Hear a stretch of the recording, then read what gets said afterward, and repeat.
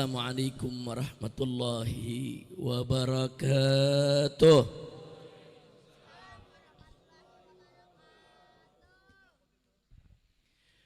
Bismillah walhamdulillah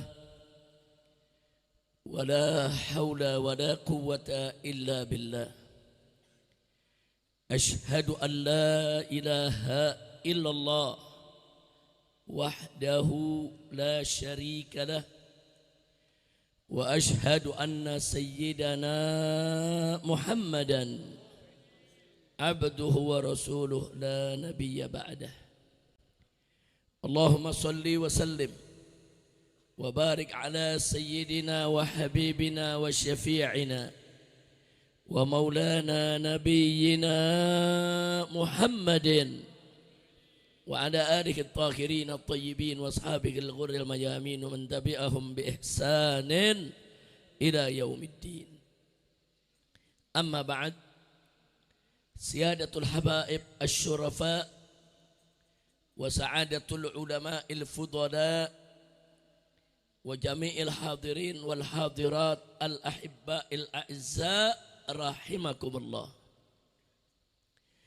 Fi hadhihi al-munasabati as-sa'idah wa bimithli hadha al-ijtima' al-mubarak la ansa an usiyakum jami'an wa nafsi bitaqwallah wa bi ta'ati Rasulillah sallallahu alaihi wasallam.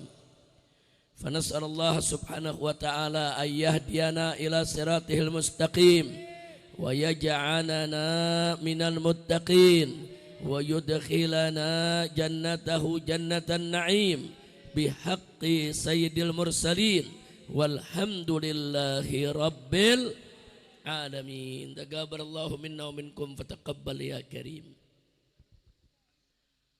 Alhamdulillah, pada kesempatan malam hari ini dengan izin Allah subhanahu wa ta'ala kita semua bisa hadir pada acara yang penuh keberkahan ini.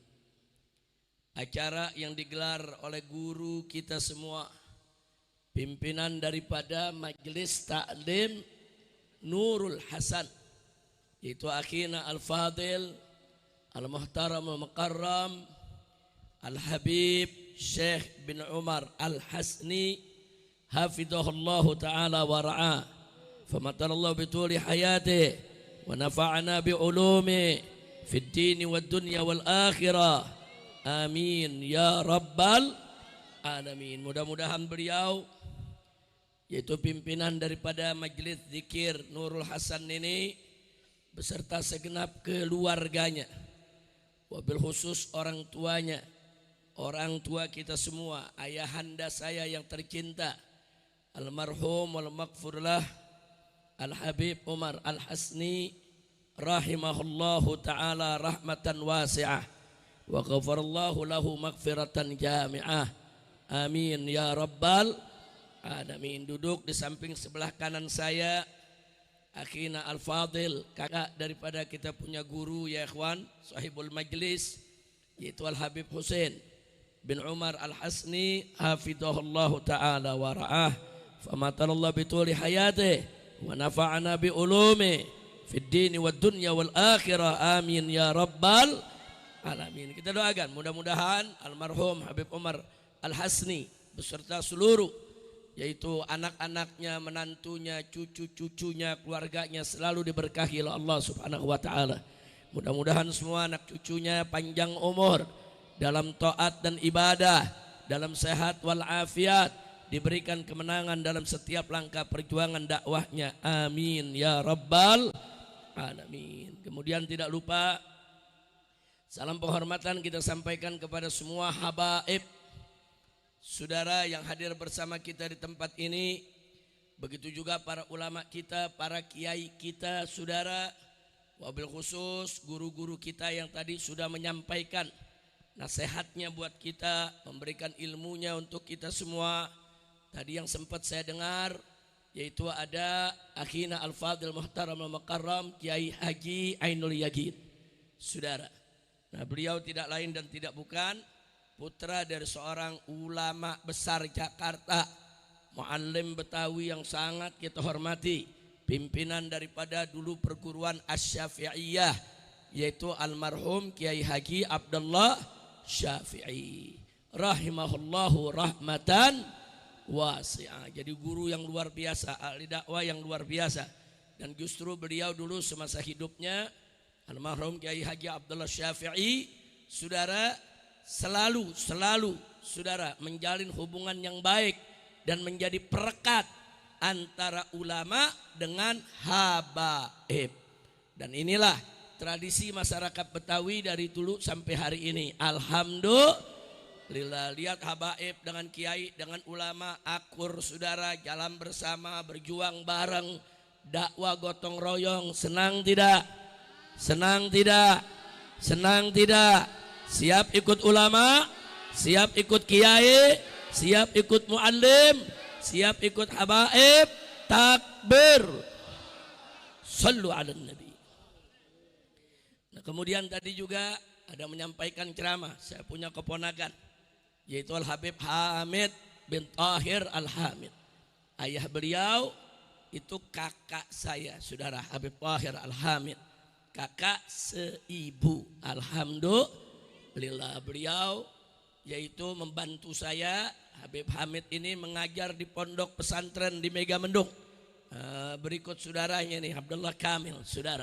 Alhamdulillah, dengan adanya menantu-menantu dan keponakan-keponakan yang belajar agama, saudara, ada yang ke Mesir, ada yang ke Yaman dan tempat lainnya, akhirnya mereka bisa membantu saya untuk terus mengelola pondok pesantren. Alhamdulillah, doakan agar mereka semua diberikan kekuatan oleh Allah. Dan akhirnya salam penghormatan ini saya sampaikan kepada segenap panitia penyelenggara yang telah bekerja keras mensukseskan acara ini. Begitu juga semua pihak-pihak yang telah ikut membantu kelancaran acara ini.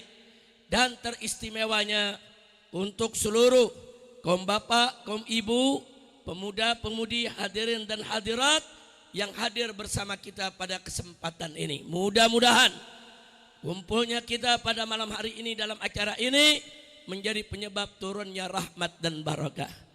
Dan semoga tidak ada yang pulang dari tempat ini kecuali dosanya diampuni oleh Allah, kesalahannya dimaafkan, penyakitnya disembuhkan, kesulitannya dimudahkan, kesempitannya dilapangkan, utang-utangnya dilunaskan, jodohnya dientengkan, rezekinya dimurahkan, rumah tangganya diharmoniskan, mendapatkan keturunan yang solehin dan solehat. Amin ya rabbal alamin. Ahibail kiram, pada malam hari ini kita kumpul di tempat ini dalam rangka untuk memperingati Maulid Nabi kita Muhammad sallallahu alaihi wasallam. Saudara, memperingati Maulid seperti ini bukan tidak punya dalil. Jadi kalau ada yang mengatakan Maulid itu enggak ada dalilnya, bohong dia, saudara. Bohong. Maulid ini ada dalilnya. Oh, ada yang bilang, tapi dalilnya hadis-hadis palsu atau hadis dhaif. Bohong dia, saudara. Nanti kita akan lihat dalil para ulama kita menggelar Maulid, saudara, sudah sekian abad, ada dalam Al-Quran maupun As-Sunnah. Nah, jadi jangan ngebohongin umat lah. Pakai bilang ini peringatan Maulid nggak ada dalilnya lah, saudara. Dia bilang bid'ah lah, sesat lah, musyrik lah, masuk neraka lah. Nah, jangan sok pinter, jangan sok jago, jangan sok ngerti, saudara. Sok ngerti sendiri seolah-olah orang lain tuh nggak punya dalil, saudara. Nah, soal yang bersangkutan nggak mau ikut Maulid itu urusan dia. Silakan dia nggak usah ikut Maulid, saudara.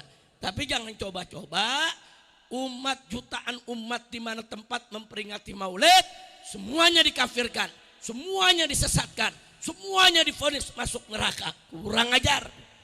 Nah, ini yang begini-begini kadang-kadang, saudara, ngaji kitabnya baru selembar tapi ngakunya udah 10 juz. Nah, jangan sok pinter, saudara. Ulama-ulama kita khususnya dari Ahlus Sunnah wal Jamaah tidak ada satu persoalan agama pun, baik dalam urusan yang wajib, yang mubah, yang sunnah, yang makruh, saudara, ataupun yang haram, kecuali para ulama kita semua, saudara, menyatakannya dengan dalil, saudara. Nggak ada perkara yang nggak punya dalil dilakukan oleh ahlus sunnah, saudara. Dalil ini, saudara, ada yang sifatnya umum, ada yang sifatnya khusus, saudara. Ada dalil yang umum, saudara, bisa dipakai untuk berbagai macam masalah. Ada dalil yang khusus, hanya untuk satu masalah saja, saudara. Dalil, saudara, ada yang mantuk, ada yang mafhum. Yang mantuk itu, saudara, dalil, saudara, yang tersurat. Tapi jangan lupa, di sana ada juga dalil mafhum, dalil yang tersirat. Ada tersurat, ada tersirat, saudara. Tidak melulu kalau cari dalil yang tersurat. Kalau kita cari ayat Quran dan hadis Nabi yang bunyinya, hei umat Islam, rayakanlah maulid, emang gak ada, saudara. Tapi dalil gak selalu seperti itu. Saya kasih contoh. Allah nyatakan dalam Al-Quranul Karim, fala taqul lahuma uffin. Jangan sekali-kali kamu katakan kepada kedua orang tua. Itu dalil yang tersurat, ada redaksinya. Mantuk, nggak boleh kita ucapkan kepada kedua orang tua. Nah, terus ada yang nanya, lalu kalau nendang orang tua bagaimana? Dalam Quran nggak ada yang bilang jangan kau tendang orang tuamu, nggak ada. Lalu kalau nyekek orang tua bagaimana? Dalam hadis nggak ada yang dibilang jangan kau cekek orang tuamu. Oh, jadi kalau nggak ada berarti boleh nyekek orang tua. Oh, kalau nggak ada berarti boleh mukul orang tua. Nggak begitu baca dalil, saudara. Yang tersurat jangan kau ucapkan kepada kedua orang tua, itu tersurat tuh. Yang tersirat dibalik yang tersurat, kalau ngucapin saja tidak boleh, apalagi mukul, apalagi nendang, apalagi nyekek, apalagi ngegebukin orang tua. Betul? Kira-kira jelas gak? Paham gak? Jadi dalil ada yang tersurat, ada yang tersirat. Begitu juga urusan dalil maulid, saudara. Mari kita lihat dalam surat Ibrahim, saudara. Allah Subhanahu wa ta'ala menyatakan, faqala ta'ala wa dzakkirhum bi ayyamillah inna fi dzalika la ayatin likulli sabarin syakur. Luar biasa. Apa kata Allah? Wa dzakkirhum bi ayyamillah. Ingatkanlah mereka dengan hari-hari Allah. Apa sih yang dimaksud dengan hari-hari Allah? Buka tafsir Tobari, saudara. Tafsirnya ulama salaf, saudara. Yang dimaksud dengan wa dzakkirhum bi ayyamillah, ingatkanlah mereka dengan hari-hari Allah, yaitu hari-hari yang penuh limpahan nikmat dari Allah. Hari apa saja yang bersejarah, yang penuh limpahan nikmat dari Allah, ingatkan mereka. Masya Allah, itu firman Allah dalam Al-Quran, saudara. Jadi Nabi diperintahkan oleh Allah, saudara, ingatin tuh mereka dengan hari-hari Allah, hari-hari yang penuh limpahan nikmat dari Allah. Hari apa aja? Seperti apa? Hari kemenangan Nabi Musa alaihissalam ketika berhadapan dengan bala tentaranya Fir'aun, saudara. Itu hari kemenangan, hari yang penuh limpahan nikmat. Nabi disuruh ingatin umatnya, ingatin tuh. Itu hari bersejarah. Kasih tahu mereka, peringatkan dengan hari-hari Allah. Nah, sekarang saya tanya, kalau begitu hari, saudara, kelahiran Nabi penuh nikmat tidak? Penuh nikmat tidak? Bagaimana tidak, saudara? Kalau Nabi nggak dilahirkan, saudara, kita nggak kenal Nabi, kita nggak kenal Islam. Dengan Nabi dilahirkan, ditugaskan oleh Allah sebagai Rasulnya, Nabi menyampaikan dakwahnya, akhirnya Islam sampai ke tanah air Indonesia. Alhamdulillah. Baik, saudara, seperti peristiwa Isra dan Mi'raj, saya tanya, itu peristiwa kecil atau besar? Penuh nikmat atau tidak? Wa dzakkirhum bi ayyamillah. Ingatkan mereka dengan hari-hari Allah. Allah yang suruh, saudara. Jadi nggak peduli. Pokoknya kalau ada hari-hari, saudara, yang bersejarah, punya nilai, saudara, yang luar biasa bagi perjuangan Islam, di sana ada limpahan nikmat Allah, peringati. Alhamdulillah. Nah, makanya dengan ayat ini silakan mau peringati masuknya tahun baru Islam, hari bersejarah. Mau memperingati hari maulidnya Nabi, hari bersejarah, penuh nikmat. Mau memperingati hari Isra Mi'rajnya Nabi, silakan. Saudara, mau memperingati hari nuzulul Quran, silakan. Saudara, enggak ada masalah, ada dalilnya kok dari ayat Quran kok. Enak aja bilang enggak ada dalil, pala lu bomenyan. Lu buka itu ayat, baca tafsir, saudara. Cuman repot, kita baca tafsir Jalalain, dia pakai tafsir jalan lain. Ya mabur, bubar udah semua, kira-kira jelas tidak? Jadi memperingati hari-hari bersejarah yang penuh nikmat Allah untuk umat Islam, saudara. Ada dalilnya tidak diperingati? Ada. Itu namanya dalil umum. Wa dzakirhum bi ayyamillah. Itu dalilnya umum, hari yang mana aja. Hari maulid ya saudara, termasuk hari kemerdekaan Republik Indonesia. Itu hari penuh nikmat. Kita dibebaskan oleh Allah dari penjajahan. Peringatin. Ada orang memperingati 17 Agustus, hari kemerdekaan RI, syirik, murtad, kafir, pala lu bomenyan. Kira-kira jelas gak? Paham gak? Itu namanya dalil khusus atau umum? Umum, sifatnya umum, apa aja bisa masuk, saudara. Tapi ingat, bukan hari sembarang hari, tapi betul-betul bi ayyamillah, hari-hari yang penuh limpahan nikmat dari Allah. Kemerdekaan itu nikmat Allah, saudara. Nah, begitu juga peristiwa-peristiwa bersejarah di zaman Nabi, peristiwa perang Badar, Nabi diberikan kemenangan, saudara. Peristiwa perang Khandaq, Nabi diberikan kemenangan. Silakan ceritakan, silakan peringati, saudara. Karena di hari-hari itu ada limpahan nikmat-nikmat Allah. Alhamdulillah. Makanya waktu Nabi tinggal di Madinah, melihat orang-orang Yahudi setiap tanggal 10 Muharram, saudara, pada puasa. Saudara, setahun puasa, 2 tahun. Nah, Nabi mau tahu kenapa sih mereka puasa. Nabi tanya orang Yahudi nih, kenapa anda pada puasa di hari ini? Kok anda senang betul? Apa jawab mereka? Bagaimana kami gak senang? Ini adalah hari kemenangan Musa alaihissalam. Ini hari kemenangan Musa 10 Asyura. Tuhan Musa memenangkan Musa dari kejaran Fir'aun dan bala tentaranya. Terus apa jawab Nabi? Nahnu ahaqqu minkum bi Musa.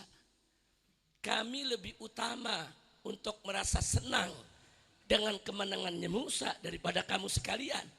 Nabi panggil para sahabatnya. Nabi dari mulai di kota Mekah itu sudah rutin puasa Asyura tanggal 10 Muharram. Kali ini Nabi tekanin lagi kepada para sahabatnya. Ingat, tuh orang Yahudi aja pada puasa 10 Asyura, 10 Muharram, saudara, hari Asyura. Kalian puasa. Puasa. Tapi Nabi ingetin, khalifil Yahud. Bedain puasa kalian dengan puasanya Yahudi. Oh, puasanya Yahudi cuma tanggal 10.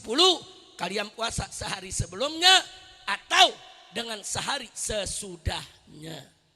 Sejak saat itu umat Islam puasa tanggal 9 dan 10 Muharram atau 10 dan 11 Muharram. Nah, artinya apa, saudara? Dari riwayat ini, Nabi, saudara, Nabi begitu lihat orang Yahudi senang memperingati daripada kemenangan Musa, Nabi ajak sahabatnya. Nabi ajak, tapi jangan tiru Yahudi. Puasa Asyura Nabi udah lakukan dari kota Mekah sebelum ke Madinah, saudara.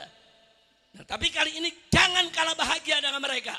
Mereka bahagia memperingati kemenangan Nabi Musa. Kita harus lebih bahagia lagi. Alhamdulillah. Kira-kira jelas gak? Jelas gak? Berarti memperingati satu peristiwa besar yang penuh limpahan nikmat dari Allah, itu adalah perintah Allah.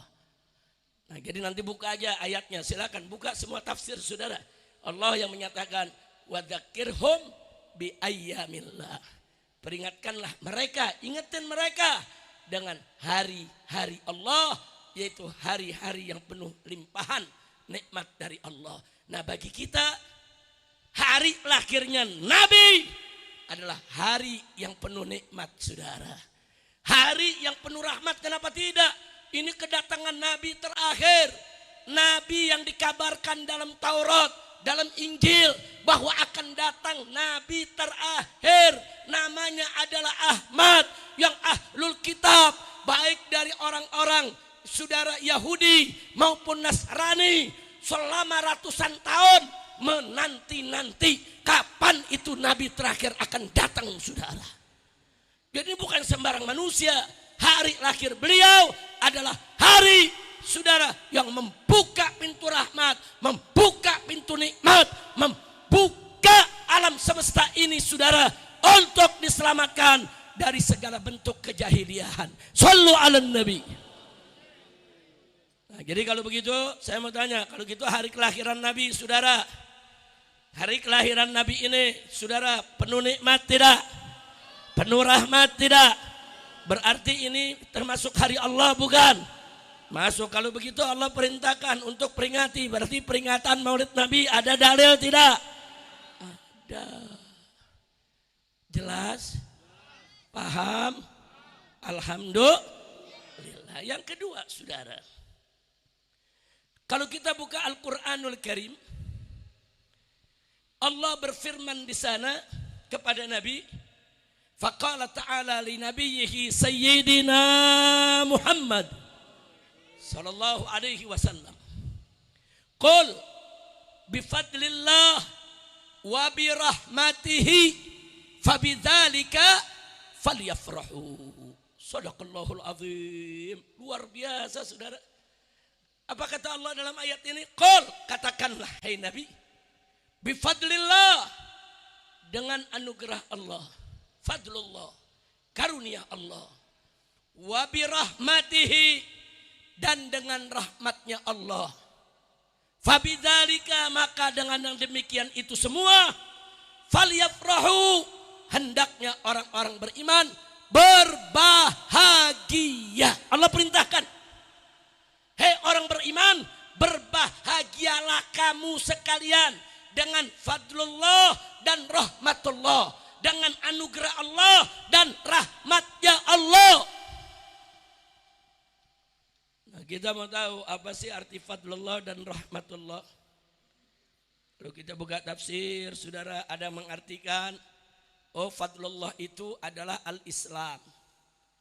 Anugerah itu Islam, kita mesti bahagia dengan adanya Islam. Sedangkan rahmatullah itu adalah Al-Quran. Karena Al-Quran juga Allah sebut sebagai rahmah saudara. Ada lagi ulama yang mengatakan kebalikannya. Mereka bilang enggak, fadlullah itu Al-Quran.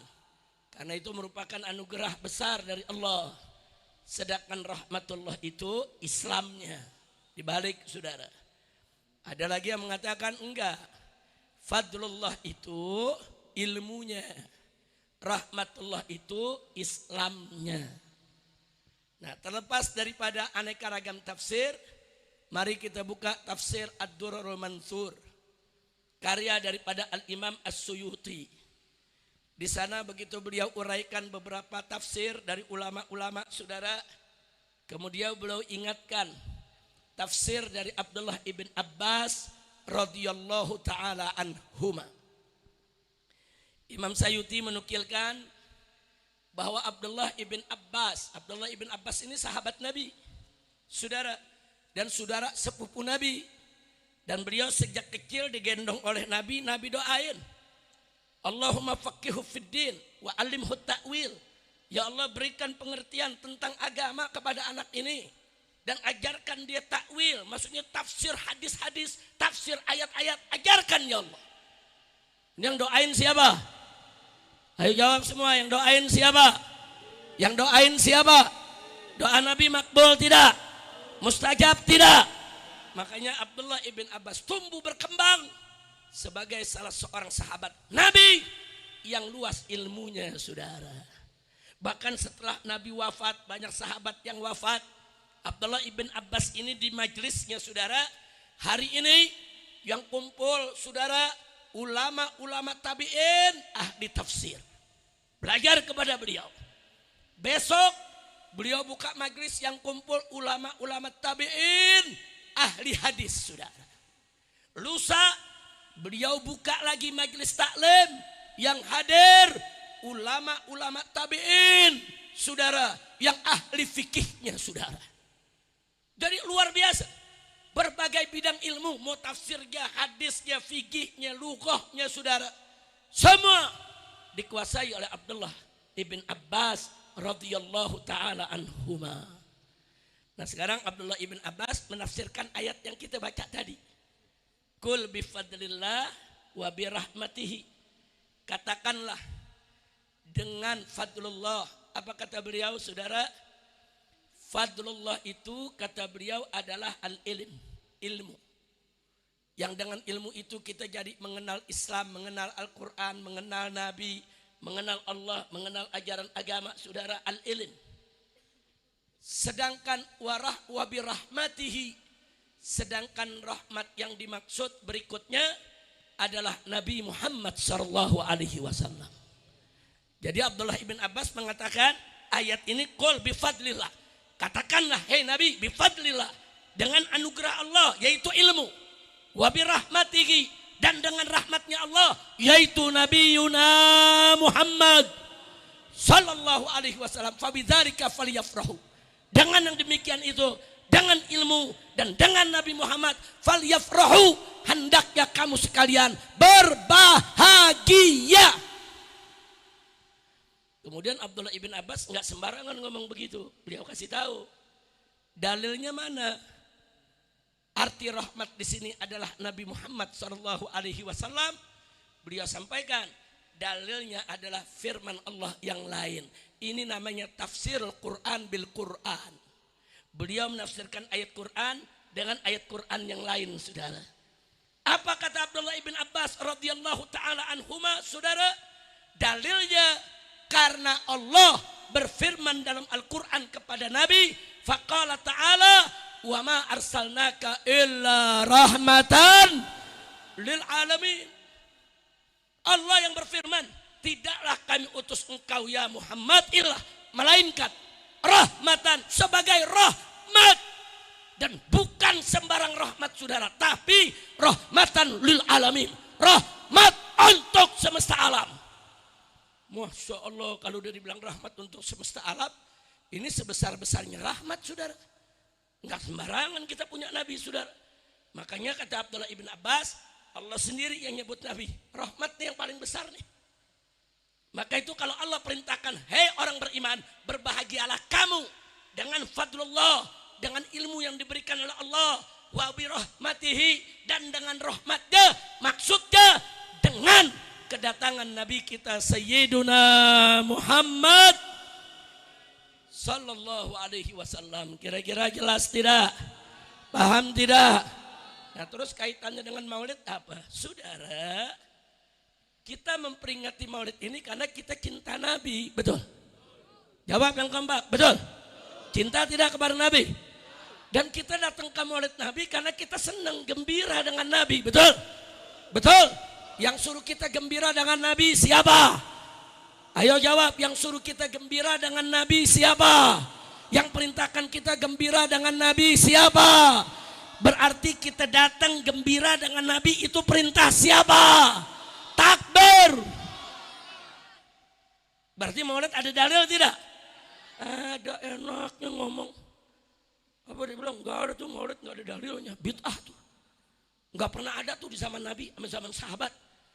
Kita tanya, jadi maksud ente bid'ah apa? Pokoknya apa aja yang gak ada di zaman Nabi dan sahabat itu bid'ah. Ya kita jawab, muke lu zaman Nabi gak ada. Muke lu bid'ah dong. Emang dasar muke bid'ah. Ngatain orang bid'ah. Kacau tidak? Kacau tidak? Nah, maka itu jangan ragu. Datang maulid jangan ragu, saudara. Ada dalil. Ada dalil, bukan mengada-ngada. Tapi syarat. memperingatinya nggak boleh dengan cara yang bertentangan dengan syariat Kalau merayakan maulid dengan baca Quran, bagus tidak? Dengan baca sejarah Nabi, bagus tidak? Dengan memperbanyak sholawat buat Nabi, bagus tidak? Dengan mendengarkan saudara ceramah-ceramah nasihat dari guru-guru kita soal Islam, bagus tidak? Bagus tidak? Bagus, jalankan ya ikhwan. Silakan jalankan saudara. Nggak ada itu seenaknya orang dikit-dikit bid'ah, saudara. Nggak begitu, saudara. Ada dalil. Cuman kalau mau dalil, cari ayat Quran sama hadis Nabi bunyinya, hei orang-orang yang beriman, berangkatlah kamu peringati maulid sampai budak juga nggak ketemu. Betul? Dia pikir ulama Ahlus Sunnah goblok kali saudara ya. Dalil itu ada yang umum, ada yang khusus. Ada yang tersurat, ada yang tersirat. Nah, kalau tadi itu saudara, wadzakirhum bi ayyamillah, itu umum tuh. Nah, kalau yang barusan ini namanya dalil tersirat, saudara. Oh, kalau mau lebih jelas lagi, mari kita lihat. Satu hadis sahih, saudara. Nabi ditanya, su'ilan Nabi sallallahu alaihi wasallam an shaumil itsnain. Nabi ditanya, saudara, oleh para sahabat tentang kenapa sih beliau selalu puasa setiap hari Senin. Kenapa hari Senin puasa? Ada apa? Ya sahabat mau tahu dong, karena kan sahabat kan meniru Nabi. Senin puasa, Nabi puasa, mereka puasa. Tapi ada rasa ingin tahu dari mereka. Kenapa nih puasa Senin dianjurkan betul oleh Nabi dan Nabi melaksanakannya rutin. Nggak ditinggal sama Nabi, saudara. Apa jawab Nabi, saudara? Begitu Nabi ditanya, kenapa engkau ya Rasulullah puasa setiap hari Senin? Beliau menjawab, dzalika yaumun wulidtu fihi. Itu adalah hari yang aku dilahirkan di hari itu.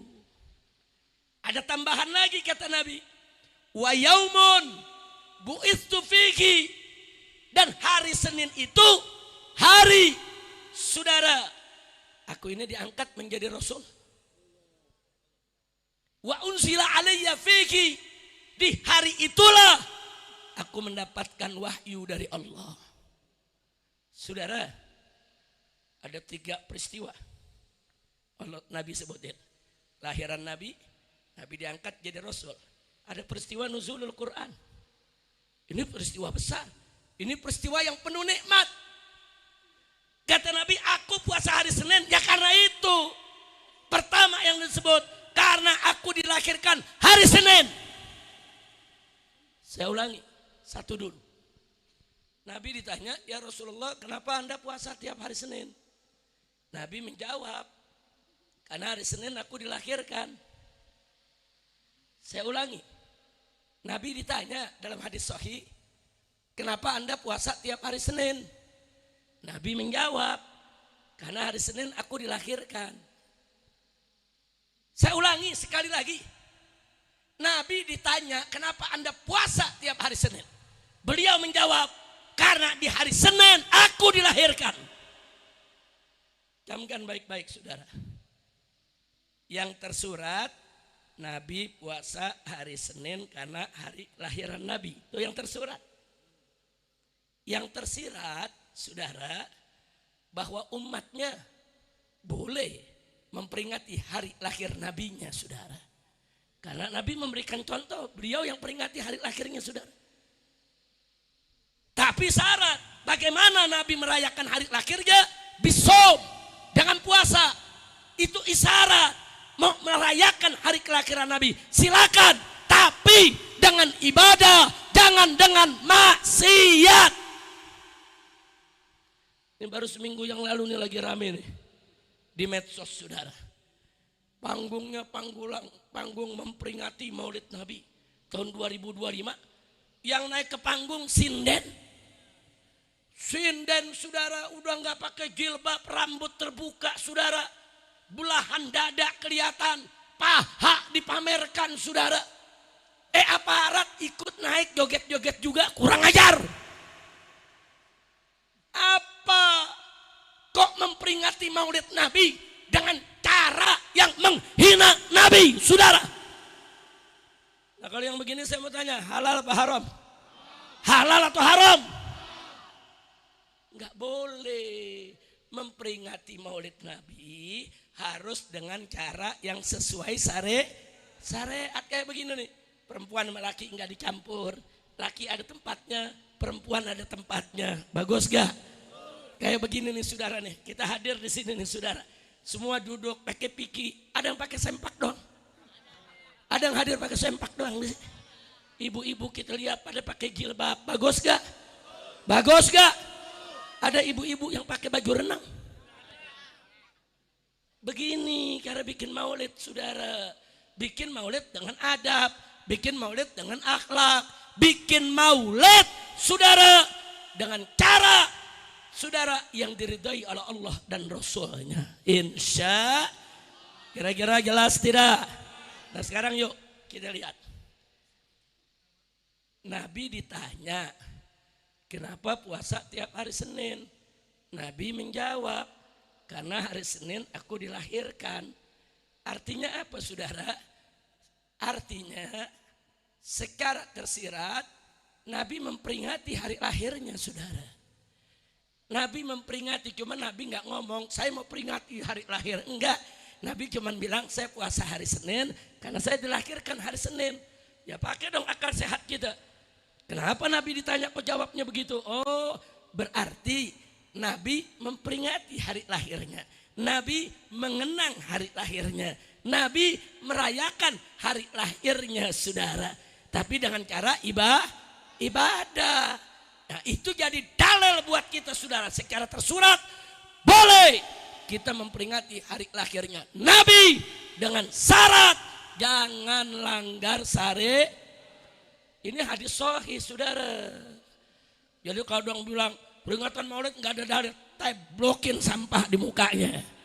Ngomong seenaknya, lu ngomong sama ember yang nggak bisa jawab. Kira-kira jelas tidak? Paham tidak? Takbir. Sallu ala nabi. Ya tapi memang saya mau ingatkan semua saudara. Peringatan maulid, saudara, ya itu bisa dijadikan sebagai bukti kalau kita cinta Nabi, saudara. Tapi cinta Nabi bukan hanya dengan memperingati maulid. Cinta Nabi bukan hanya dengan memperbanyak baca sholawat. Tadi sudah disampaikan oleh Habib Hamid bin Tahir Al-Hamid, saudara. Kalau cinta Nabi, ikuti dong ajaran Nabi. Kalau cinta Allah, laksanakan dong hukum Allah. Betul? Betul. Jadi tadi yang disampaikan ceramah oleh Habib Hamid luar biasa saudara. Memang begitu mestinya. Allah berfirman dalam Al-Quranul Karim, faqala ta'ala, qul in kuntum tuhibbunallah fattabi'uni yuhibbukumullah. Sadaqallahul azim. Luar biasa ayat ini Pak. Luar biasa ayat ini Bu. Apa Allah katakan dalam Al-Quran? Qul, hei Nabi katakanlah. Hei Rasul katakanlah.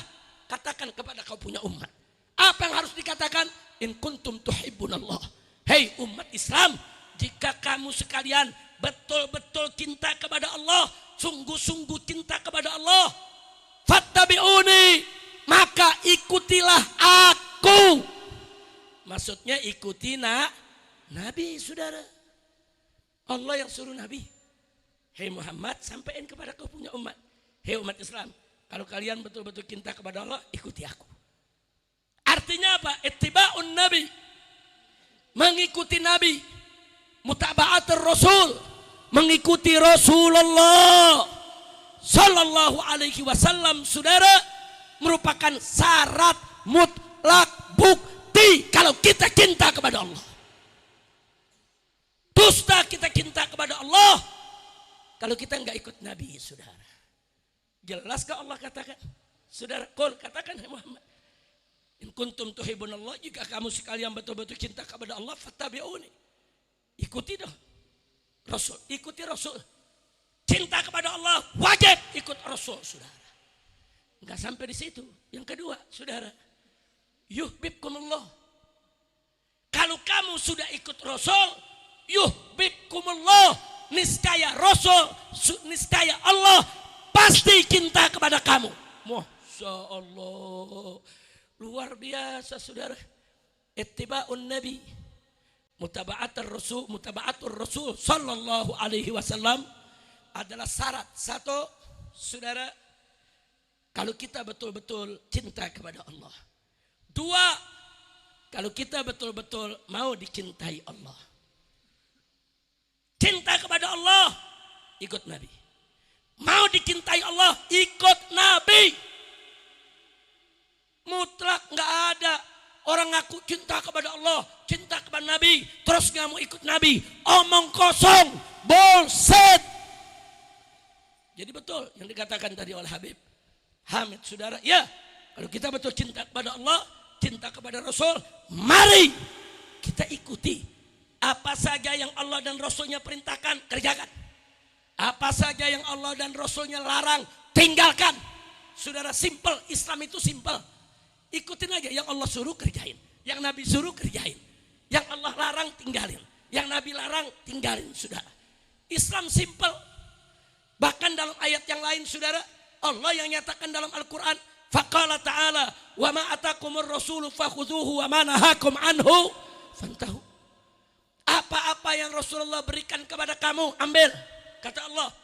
Dan apa-apa yang Rasulullah larang, fantahu, stop, berhenti. Jangan coba-coba dikerjakan. Jadi Islam simple. Nah, kita memperingati Maulid semacam ini udah bagus. Menunjukkan rasa cinta kita kepada Nabi dengan berselawat.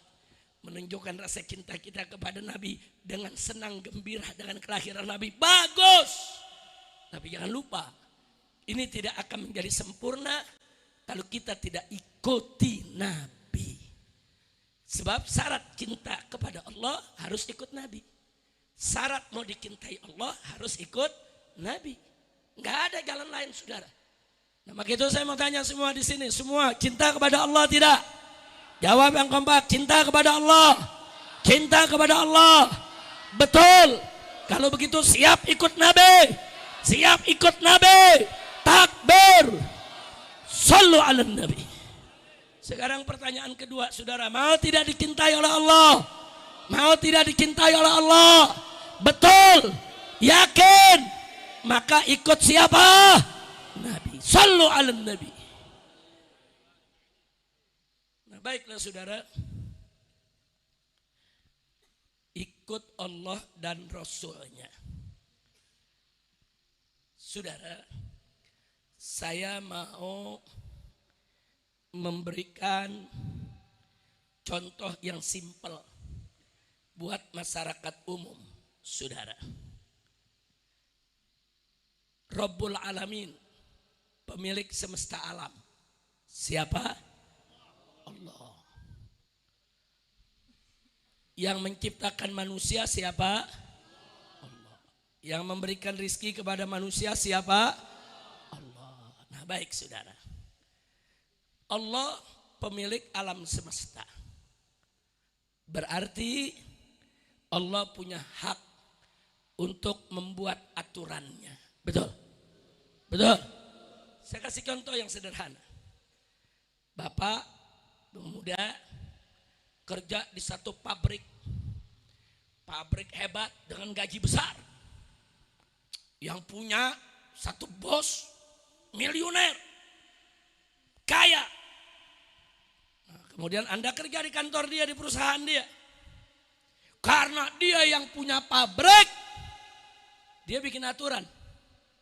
Anda saya kasih gaji setiap bulan berapa? 20 juta, 30 juta, 50 juta. Tapi ingat ya, jam 8 pagi sudah harus ada di kantor. Tidak boleh pulang kecuali jam 4. Siapa yang bikin aturan? Bos, pemilik, berhak tidak? Tahu-tahu Anda sok tahu. Nggak bisa. Saya mau datang tiap hari jam 11 saja. Kira-kira bagaimana? Jawab yang keempat, kira-kira gimana? Kira-kira bagaimana? Lo kok dipecat?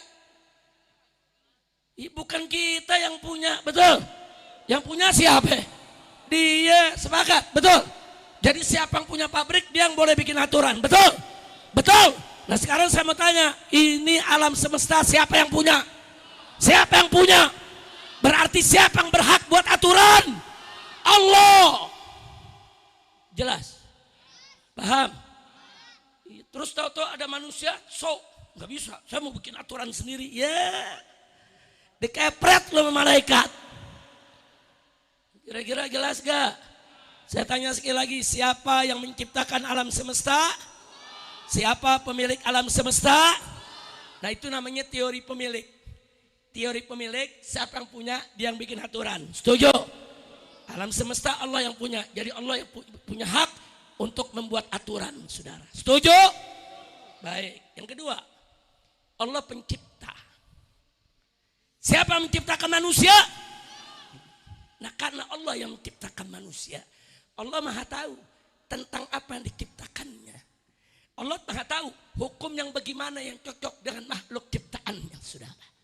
Betul? Betul? Nah karenanya Allah turunkan Al-Quran kepada Nabi. Nabi disuruh menjelaskan soal aturannya, saudara. Jadi kalau kita mau hidup bahagia, senang, dunia akhirat, ikuti Al-Quran sebagai buku petunjuk dari yang menciptakan kita. Hidup kita akan bahagia. Betul? Betul? Saya kasih contoh lagi nih yang gampang nih. Saudara, Anda beli TV merek Samsung, merek TV baru. Nah kalau kita beli itu di toko TV baru, dapat buku petunjuk gak? Dapat gak? Dapat. Kita buka buku petunjuk.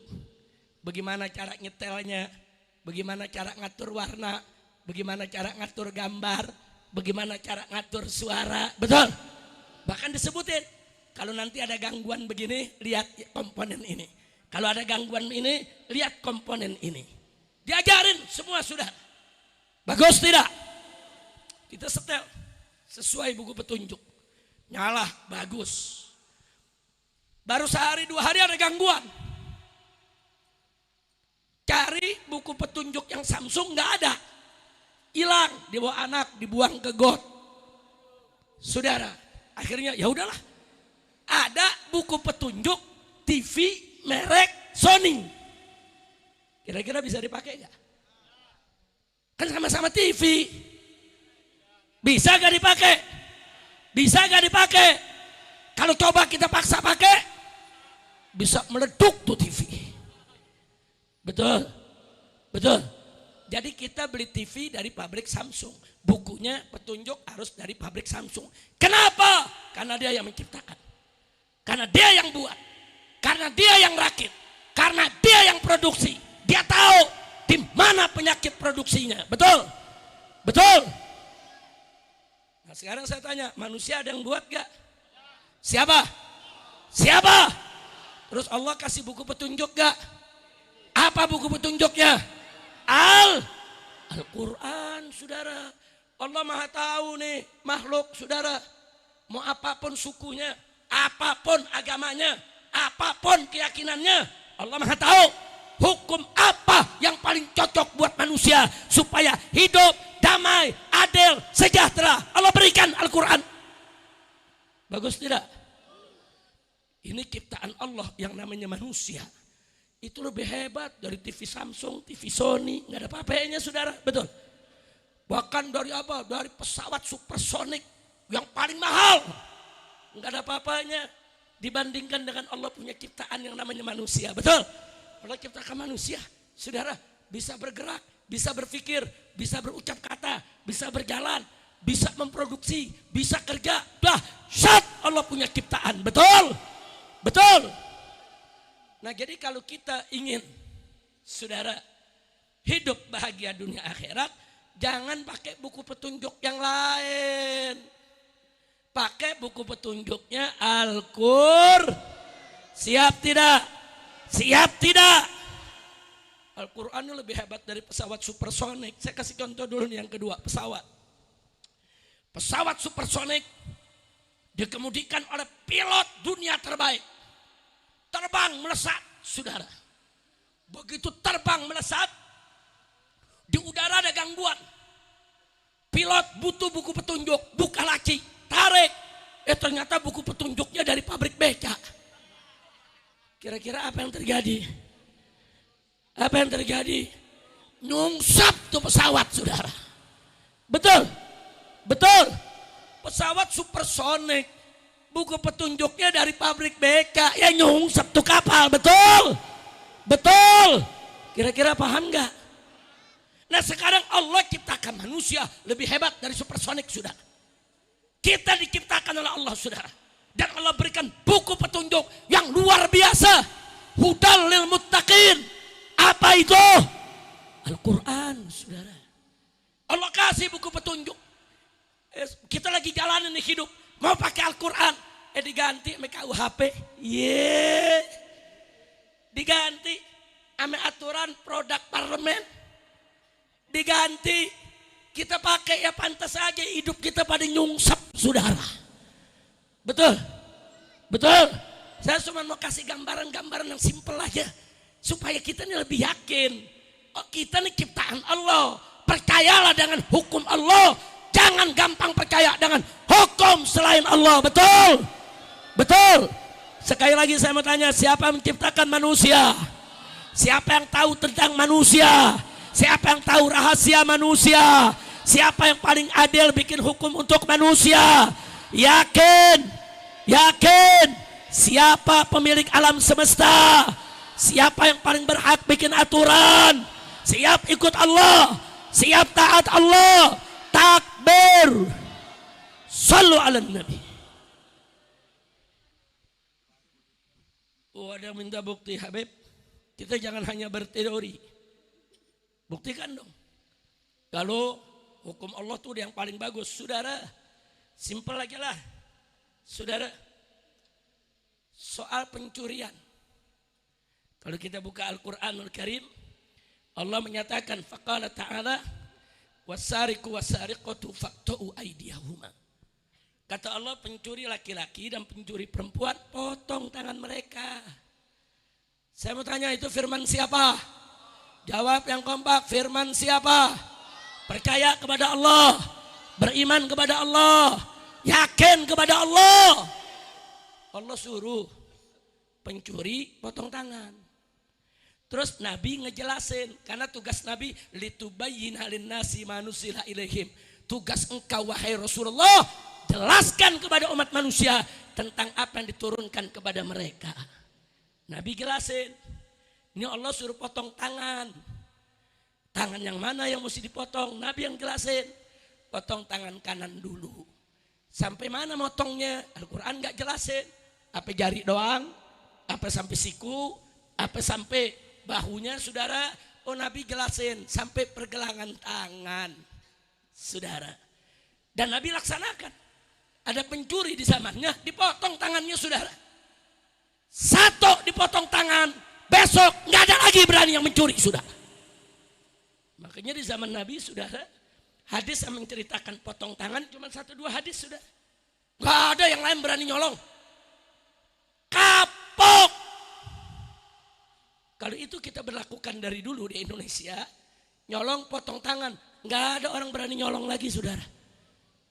Nggak pakai bilang hukum Islam itu sudah kadaluarsa, udah nggak relevan dengan zaman, pala lu bomenyan, ngomong meember yang nggak bisa jawab, betul? Saudara, mari kita lihat apa hukum yang berlaku di negeri kita hebat. Pencuri penjara, ada yang 1 tahun, ada yang 2 tahun. Tapi apa yang terjadi, saudara? Ada orang nyopet, masuk penjara, 3 bulan keluar, saudara, naik pangkat, nyolong. Masuk penjara lagi 6 bulan. Keluar dari penjara, saudara, naik pangkat lagi, ngerampok. Masuk penjara lagi. Keluar dari penjara, naik pangkat lagi, jadi begal. Loh, kok mungkin naik pangkat ini kejahatannya, saudara? Ya, saudara, karena begitu dia masuk penjara, di penjara adalah universitas kejahatan. Mau nyari ilmu kejahatan apa aja ada.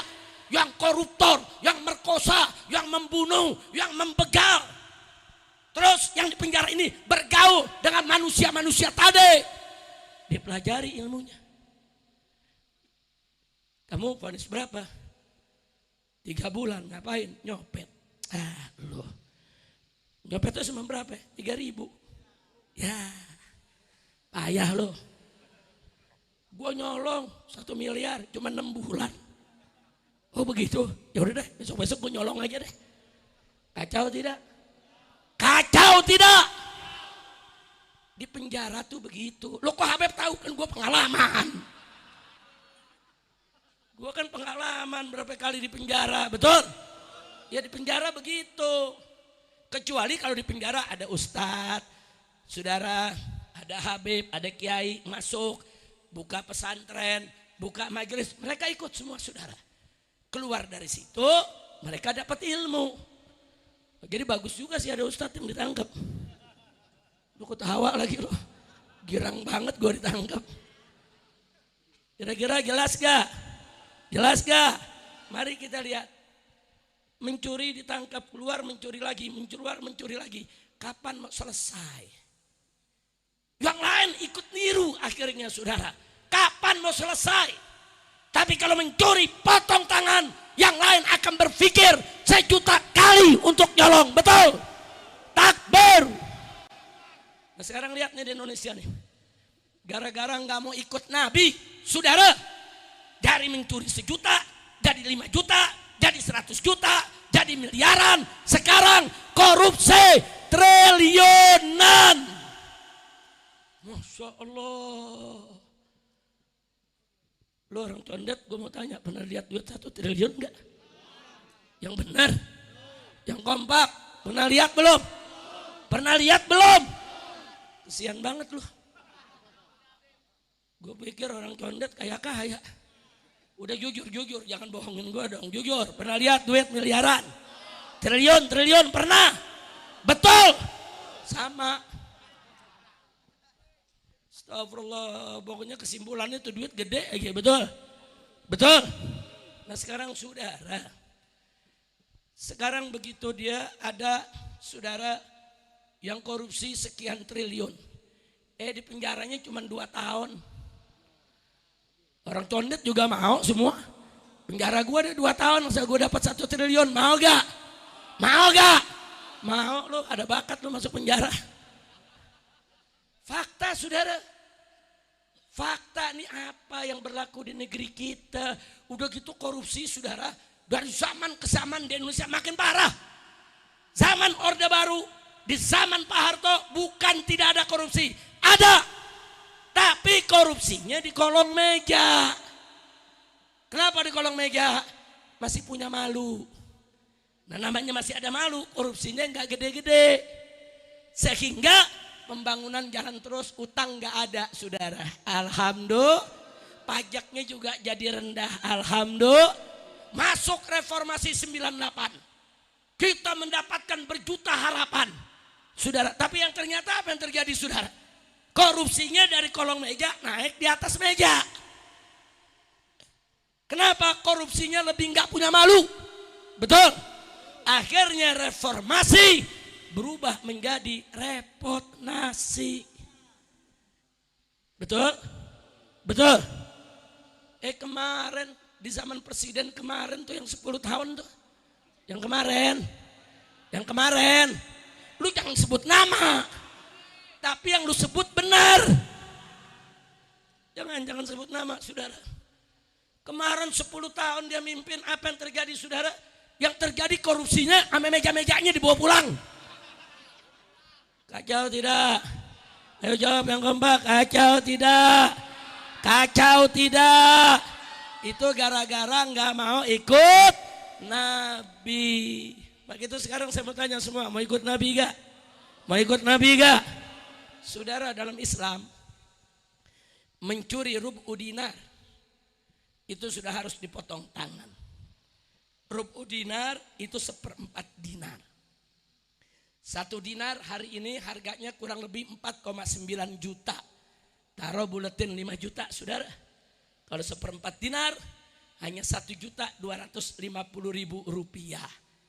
Mencuri 1.250.000 rupiah, apalagi 2 juta, apalagi 5 juta, apalagi 10 juta, potong tangan. Nah sekarang kalau mencuri 2 juta potong tangan. Terus kalau korupsi 1 triliun, ayo saya mau tanya semua, potong apa? Lu sadis lu. Orang condet menpotong pala aja, tapi gua setuju. Takbir. Angkat tangan semua, takbir. Takbir. Shallu ala nabi. Saudara, kenapa saya setuju? Ada yang nanya, Habib kan ustad. Kalau bicara pakai dalil dong. Jangan pakai hawa nafsu. Mau dalil? Mau dalil? Nah, dalil kan ada nakli, ada akli, betul? Betul. Dalil naklinya kepanjangan. Entah berdebat sampai pagi nggak selesai. Anak kasih dalil akli aja, mau gak?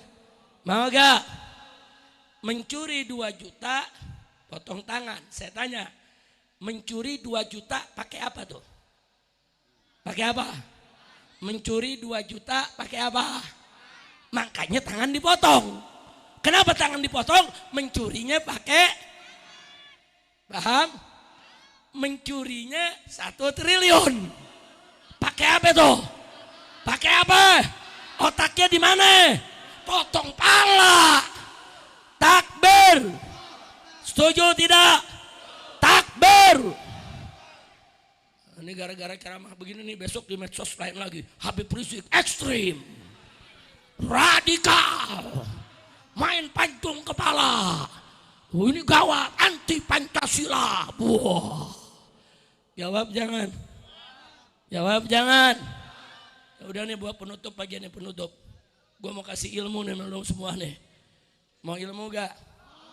Namanya ilmu masa bodoh. Ilmu apa?